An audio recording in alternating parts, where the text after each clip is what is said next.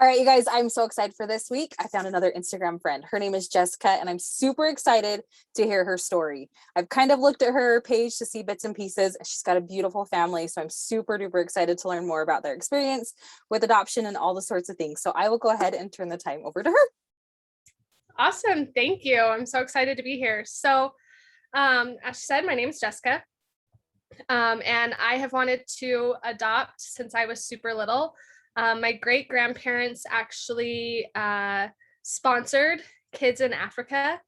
And I can remember being there visiting, and when they would pay their monthly bill, they would get out all of the pictures and the letters and the drawings and everything and pray for the kids and then write their check and send it off. And I actually just recently, my mom told me like a week ago, I think, that they actually sponsored a kid for every member of our family. So I don't even know how many that ended up being, but it was a lot. And so anyways, I remember being there while they did that. And I told my mom, I'm going to adopt one of those kids one day. So fast forward, I don't know how old I was, like maybe 8 or younger. And my husband and I are high school sweethearts.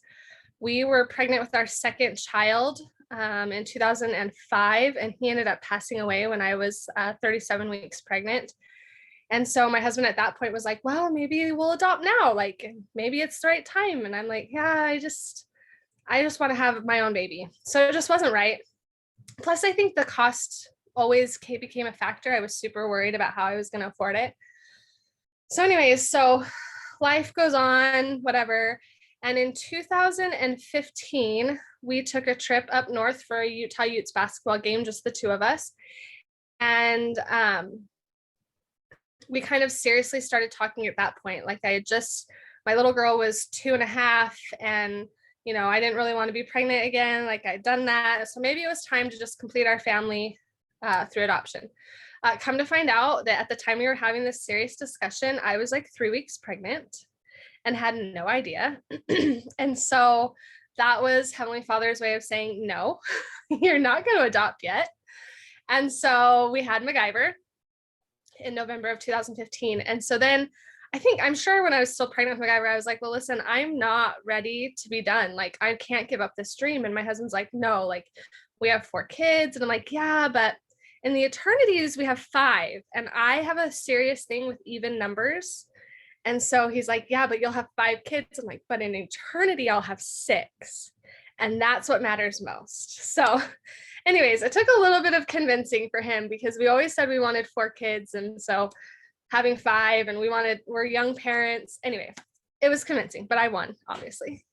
And so we started pursuing adoption really seriously when did we start this? February of 2019. And we went to like some foster care meetings and just didn't feel right. And we went to, I didn't want to do domestic. I don't need a baby. I've had my own. And so I didn't want to take from another family that was waiting for a baby. And so obviously I've always wanted to go out from Africa. And so that's where we landed. And so we submitted our application to the agency that we worked with in May of 2019. Went through all the paperwork, and that's pretty much what adoption is just a lot of paperwork, and then waiting for other people to do their paperwork, and then giving people money to do their paperwork. And so anyway, so that was it's a frustrating process. I'm not going to lie. Like, it's very patience testing. So May 2019, in February of 2020, our dossier, which is all of like our international paperwork, was sent over to Liberia, Africa, which is where we were adopting from. And at that point, we're just waiting to be matched. And it can take anywhere from 2 months to 18 months. It just depends. And we had kind of been a little bit specific. Like, we wanted a little boy. I always wanted to adopt an African-American little boy. And I wanted a little boy. And when we started this, MacGyver was 3. So we just said 3 and under to keep the birth order of our kids the same. And so anyway, so we sent that over in February of 2020. And then like the real waiting and patience testing started, because there's nothing you can do, you know, like you're literally just waiting to be matched. And so anyways, in April of, what year are we in?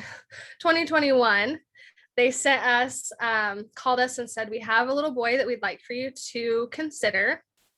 And so the way our agency does it is really cool. It's like, okay, you know, this is his name. Do you want to move forward? We're like, yeah. And they're like, okay. And then they tell us a little bit of his story and his history. Do you want to move forward?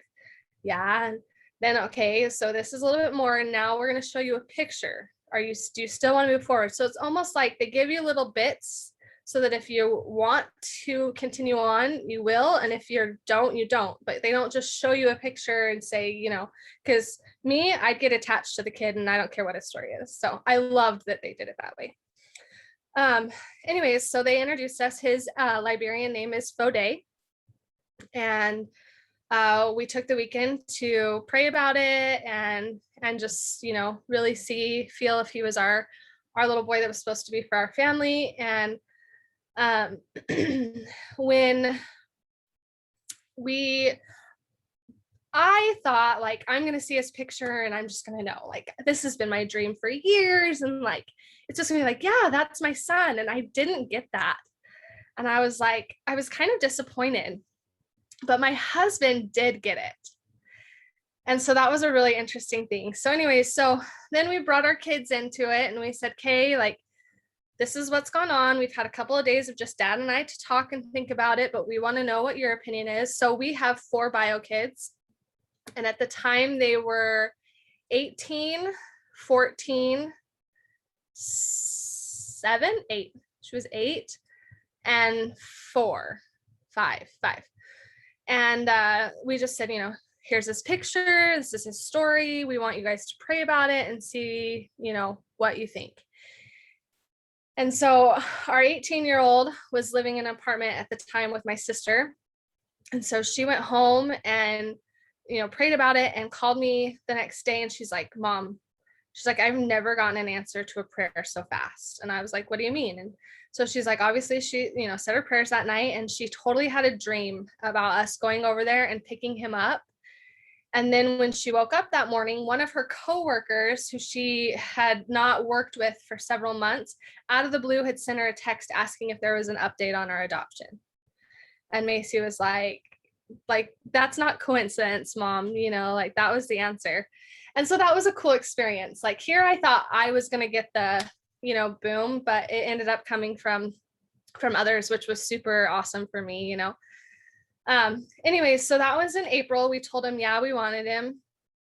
And so then the process in Liberia is they take his history and his report to the Ministry of Gender, and they do their own report. And basically what they do is they just ensure that those children who are being placed up for adoption are indeed orphans, that there isn't kind of human trafficking involved, that there isn't anything where money is exchanged, you know, that they are indeed they are humans, that they're indeed orphaned.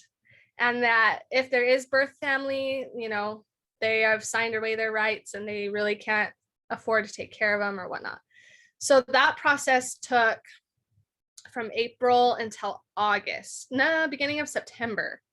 So that was like 5.5 months, 5 months. It was a long time and more waiting. The worst part was at that point is we had a face, you know, and so it was great though, because I've connected with other families from the same agency. And so they would go, a few of them went and got their kids and they would send us pictures and videos of our little guy while they were there picking up their kids. So that was a huge blessing in that waiting period. So anyways, so yeah, so we just waited for that to happen. And we found out in September that they had approved it. And so we could travel, and we ended up deciding to take everyone. So we took all 4 of our kids over to Africa. We just it added a lot to the cost of our adoption, but it was a huge blessing because no amount of pictures or stories or videos or anything, we could have never told our kids what it was like there. And I think that's super important for them to recognize where he was from, what he was living in, and just the experiences that we had over there in Liberia like were life changing, honestly. Like we had to be there for 4 weeks, and it was the most amazing 4 weeks like ever. Like I'm ready to go back. But anyways, so we get to Liberia, and the next day we went to the orphanage to meet him. And that was all of our favorite day.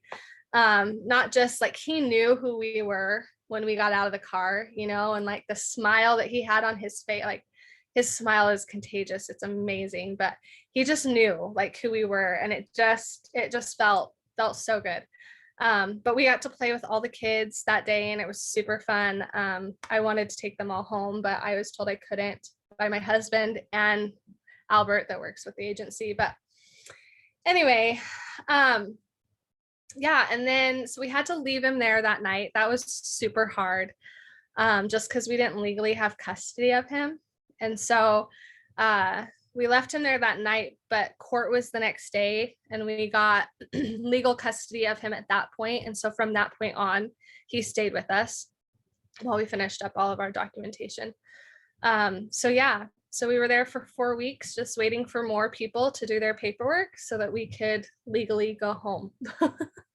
So that's my story, and it's been we've been home now for a month, and yeah, we're adjusting. So No, I love it. And I love that you shared that there's lots of paperwork involved, because I don't really feel like a lot of people talk about that. And I know with international, it gets even stickier because I'm an international adoptee. So I totally like all the paperwork my parents had to go through. Yeah. Same kind of thing. It's madness. But I just love that, like you said, that experience that your whole entire family got. Like, yeah, that's, extra money that you guys maybe weren't planning on, but like your kids are going to remember that forever. Gosh, it's so worth it. Like, yeah. The money, and my husband and I live by like, money is just money. Like we are big on giving our kids experiences. Like when we die, we don't want to give them this huge bank account. We want our money to have been spent giving them memories. And so no, that was the best decision that we made, and all of that for sure. Oh no, I love that. So one question I do have, what is like advice you would give somebody who is playing the waiting game? Because the waiting game is probably the hardest thing from every single person I've talked to. And I am a super patient person. My husband is not, but I've always been really good with patience. And I doubted it, like there were many times in that waiting period of like, are we doing the right thing? Like this is such a big change for our family. And what if this little boy that we get doesn't like mesh with our family, and it just changes the whole dynamic? And like, yeah, there were so many days that I crying, like, Heavenly Father, did I make the right decision? Is this really what we're supposed to be doing? But I think my advice would just be to pray, like prayer for me is a huge factor in my life. And so that was a big comfort. Also just researching and reaching out to other families to learn what I could as far as like the process and what was coming next and what I was going to need and all that. That was a huge help for me just to stay busy. But yeah, the waiting sucks. Yeah. Yeah, no, I can't even imagine that. Yeah. So now that he's like back home, how's life back home? Good? Oh my gosh. So like I said before, I was super like, oh my gosh, he's not going to mess with our family. What happens if, and all this stuff. And let me tell you, that little boy, I could have given birth to him myself. Like he fits in so well. He likes the same things that my kids like. It's amazing to my husband and I just how much he's just like our other kids, like personality wise, and goes with the flow. I mean, he's so good. And I know that that's not the way that it goes for everyone. So like my story is a total exception. But I've been blown away. Like I'm a firm believer in there's life before we come to this earth. And I really, truly, now that he's in our family and he's here and home, I really firmly believe that he was a part of my life before I came to this earth. And that's why at a very young age, I fell in love with Africa and I wanted to adopt from Africa, is because Heavenly Father knew for me to find him, I had to go to Africa to do it. I never heard of Liberia until really pursuing this adoption thing. And it just all fell into place. Why Liberia? Why this agency? Why, like, it's just amazing to me, like the hands that played a role in that. And yeah, it's crazy. Like, the only downfall is my 6-year-old having a hard time being a big brother. That's been the biggest trial adjustment that we're still working through. But otherwise, yeah, he's fits right in. It's been an amazing month. That's awesome. Would you have any, because I know you said you didn't obviously adopt baby, what advice would you give to people that are maybe adopting older children? Because I know that can have its own kind of sticky ground with it, but what would you say with that? Be patient. I've had to be, obviously the waiting game was a big patience tester, and I had to learn that with that, but just having the understanding of, you don't know what they've been through before they came to you. So for instance, Benson, we have found that he really throws a good fit. And when he gets upset about something, like, we haven't figured out the triggers really, but when he gets mad, he just cries and he just shuts down, and we can't talk to him. We can't try and pull him out of it. Like, and like, if we try and like not stick him in a room, that sounds terrible, but if we try to put him in a room and kind of to let him calm down, that makes it worse. And so like, then I was telling my husband, we don't know, like, he could have been stuck in a room crying, and so that triggers it worse. Like, we just don't know. And you just don't know with older kids. So being patient and remembering like they had a history before they came to you, I think is massive. So No, I think that's great. So I know international adoption, I feel like it's kind of fading away. People are doing a lot more domestic. Granted, obviously, with the way that the freaking world is right now, it doesn't help either. But what advice? Because I have interviewed a couple of people who like would have liked to have done international, but just with the stupid world blowing up and making it so hard on things. And I know there's a lot of countries that don't really want people from the States to adopt babies. So what we found is we looked at like Kenya, like the bigger, more recognizable African countries, and they are close to Americans. And a lot of it is because there was human trafficking. So they were telling, from what I have found, is they were telling moms that their babies died and then taking them and selling them. And so there was no good system in trying to ensure that that wasn't happening. And so several countries in Africa are closed to American adoptions. And so that's why I loved like the intensity that Liberia did with the, like, I hated waiting for them to do their report, but I understand why they did it. And I think it's important. The other thing that I is a pro for international adoption as far as the money, because like I said before, that was a huge hindrance. I always like, how are we going to afford this? So with domestic adoption, the big chunk of money that it costs, I feel like most places you work with, they want that all right up front. And with international adoption, it's a chunk here for this process and a chunk here for this process and a chunk here. And so for the 2.5 years that we were in this process, we were fundraising the whole time. Because a big thing that my husband and I didn't want to do was change our lifestyle, because we didn't want our kids to be like, oh, well, we don't have TV anymore because, or we sold our trailer because, like, we didn't want that to be an issue. And so we worked really hard to do all of the fundraising to be able to just pay for it without having to worry about changing our lifestyle. And that was a huge help when it comes to the cost of it. So otherwise, I think international adoption is amazing. Since we've been home though, so I don't know when you came to my Instagram page, but when we got home and when we were in Africa and stuff, I had 780 followers. And I now have almost 20,000 followers. And I'm like, I didn't ask for this, like, I don't even know, like, when the initial, so what happened was I posted a reel And it's us walking from our apartment out to the car the day of court to go and officially become his parents. And so we're walking out to the car, and in the video, you see his smile when we all get in the car. Like, he was so happy to see us again.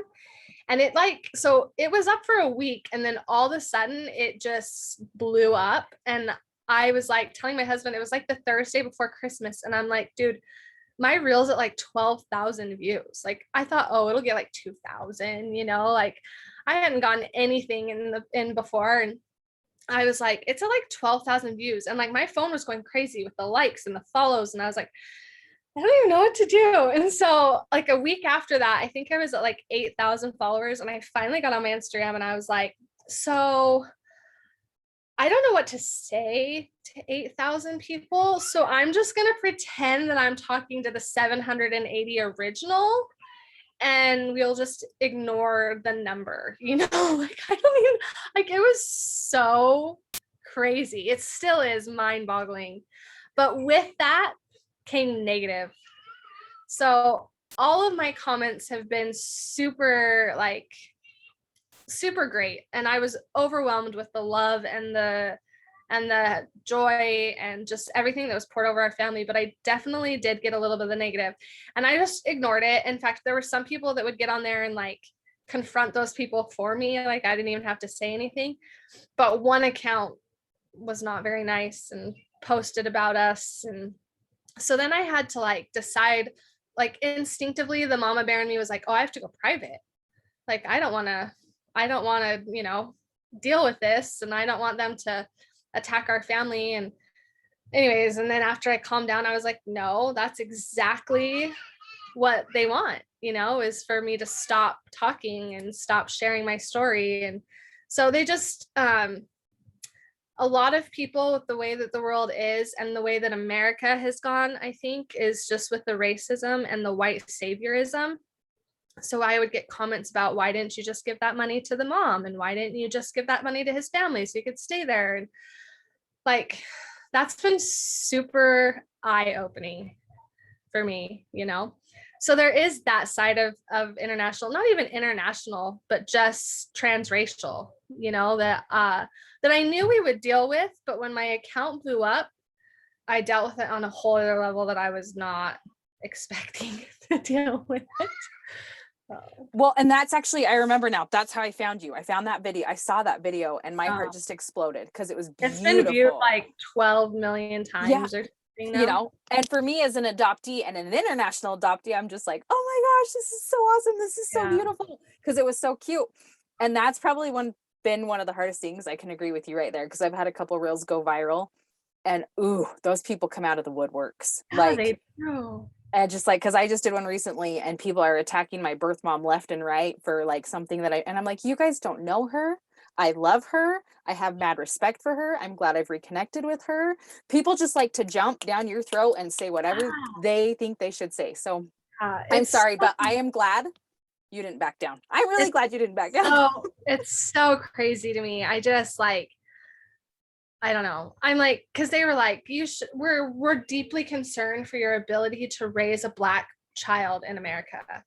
And like, there's like 8 people that run that account. 7 of them don't even live in America. They live in Africa. And I'm like, you don't even know what America is, like, yeah, do I know that I'm going to have to teach my little guy like a different way of my white kids? Absolutely. But just like my bio kids, when a situation comes up, we'll address it and we'll work through it. Like, I couldn't plan, what if one of my bio kids goes off and, I don't know, starts doing drugs or whatever? Like, I address that when it happens. So if someone comes at my kid for race, or someone comes at my kid, like, then I'll address it when it happens, but I know that I'm going to have to teach him those things. I'm not oblivious to that. But yeah, it was like, it blew me away. That was the other thing, is like, they were like, you shouldn't be sharing this. Like, this isn't your story to share. And I'm like, first of all, this is our story. What I shared was our story. And I'm like, I've been really careful to not share his story. Like, I have not said anything about birth family and who's still alive and who isn't and how he became an orphan. Like, that's not my story. That's his story. And when he wants to share that, he can. But in the meantime, what I am sharing is our story and how we became a family, and there's nothing wrong with that. So yeah, but I was like, oh my gosh, instantly like wanted to shut down. Like I wasn't expecting to go viral. Wasn't expecting to get all this attention. And then when I started getting the negative attention, I am not a confrontational person. So I was like, I don't even know how to deal with this. Like, what do I say? How do I act? And so I was like, thankfully, the good 100 times outweighed the bad. And so I concentrated more on that than on the negative. But oh, yeah, that was eye-opening. It is eye-opening. People, I tell you, and that's one thing that I am frustrated with as an adoptee, is I feel like fellow adoptees that are so disgruntled about adoption and just people who don't know how to mind their business go and attack these adoptive parents. And they're like, you're sharing the story. I'm like, well, if you actually take a look at the page, they have every right to share their family life. They're not sitting down and being like, hey, this is what happened to him and this and this and this and this and this is what happened to her and this is like most adoptive parents, I don't know that I can think of a one that has shared the story in that way, because my feelings are they're a part of my family. Like, I have my own children. I share my children. Why can't, like, if I were to adopt, share a child? Granted, yes, it's exactly like you said. You just, keep that sacred. You don't take your own drama and family crap and share. You know what I mean? It's the same kind of thing. You don't go on and share it. So in fact, I just shared on Saturday, we were up north and Benson went with us and we took him. It was a busy day. And so by the end of the day, he was like throwing a fit and crying. And so I took a video of him like having his breakdown, and somebody totally gave me crap over that. Like, you shouldn't be sharing this. And I'm like, you know what? Like, this is the good and the bad, like and most people on social media share the good, like it's a highlight reel. And adoption's hard. Life is hard. And I'm not like, am I gonna like tell you like the financial struggles maybe we're having or the other struggles of my kids? No.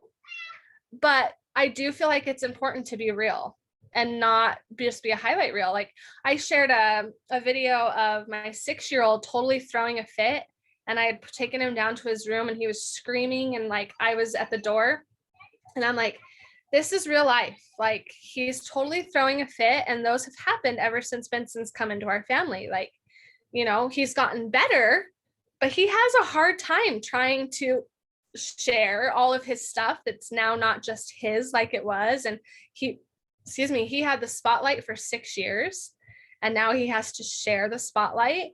Like, that's real life. And I had so many people that were like, thank you for sharing that. Like, I wish somebody would have shared that with me when I adopted my son, so I knew I wasn't alone. And so I feel like it's important to share some of the bad. You don't have to share all of the bad. You don't want to air your dirty laundry, like you said, but it's still real life.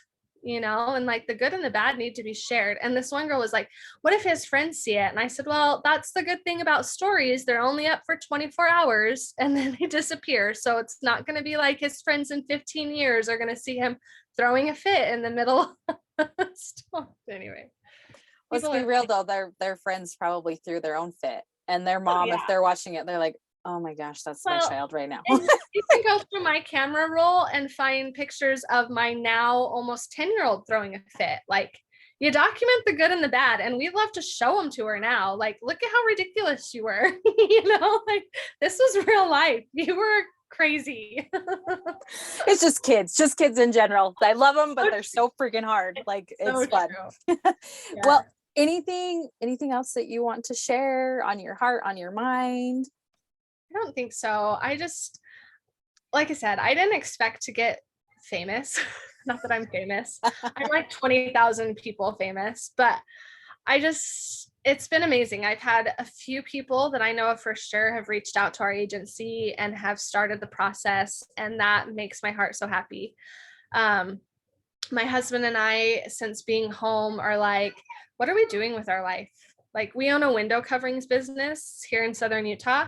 And my husband's like, I go to work and I install people's shades, or I make their shades. And I'm like, it's not making a difference. Like we're so ready to go back to Liberia because there's so many people there that could really use just help. Like we can make such a difference. So we'll see what our future holds. Like we would love to come up with something, some way to be able to use my platform I now have and be able to help them. But then there's the doubt of like, but I'm a white savior. Like if I go and I try and help these people like that. Anyway, so we'll see. But Liberia is an amazing country and the people there are amazing people, except for the one guy that stole my cell phone, but that's a whole other story. Yeah, that was bad. That's horrible. No, and like you getting into your brain right there. Don't get into your brain. Don't be doing that white savior complex. Like just go for it. If you feel called, go for it. And all those other people can suck it that are going to try and come at you. Like I know. And it would just like we could do so much good. Like people in America, if everyone had the opportunity to go see a true third world country, like my husband and I have been to like Belize and Honduras and Costa Rica and Dominican Republic. Like we've been there, but we've been there on vacation. You know, like we went to these resorts and like we're kind of sheltered. And so being in Liberia for a month and being immersed, like we weren't in some resort, we were in an apartment that we stayed at for a month. Like, you know, just being immersed with the people, it's a whole different experience. And like that place is amazing. Our hearts fell so in love with that place. And I think that that's amazing too. Like, you know, we fell in love with our son's birth country. We have every intention of taking him back in like 10 years or sooner when he's older and he can understand like the significance and what could have been his life, you know, and stuff like that. So yeah, it's just international adoption is amazing. And the fact that we can help those kids have a better life, like that was part of that page, you know, and they're like, we just worry, what do you want me to do? You want me to send him back to an orphanage? Like he was orphaned before we even knew about him. Like we didn't convince his mom or his family or his dad. We didn't convince them to give him up. You know, like they chose that because they couldn't give him a life. Like, so you want me to send him back to an orphanage for his whole life? No, coming to America is much better than staying in an orphanage for your whole life. So anyway. No, I totally agree. No, I love it. Seriously. And seriously, thank you so much for taking some time out of your night to do this for me. And I'm super excited. And I will tag you when I post this and people can follow you. And I promise you the people that follow me are nice. So they won't come and attack you. I ignore the haters. I actually ended up changing my settings where you have to follow me in order to like comment and message me. Cause I was like, I'm not going to do all the hate that was coming at me. So I like totally censored it. So anyway, so it's been great since I did that. And all the people that follow me now are super sweet and super thoughtful. So it's all good. No, that's wonderful. Good. I'm so glad. Well, seriously, thank you again for taking some time out of your night. I'm so excited. If you guys have any more questions or anything, please follow up with Jessica. Like I will tag her page. She is amazing. As soon as I reached out to her, super sweet, super just loving. So seriously, go, if you have any questions, go chat to her. I have my little guy back right there. Anyway, but seriously, thank you so much for taking some time out of your night and doing this for me. Yeah, no problem. Thanks for asking.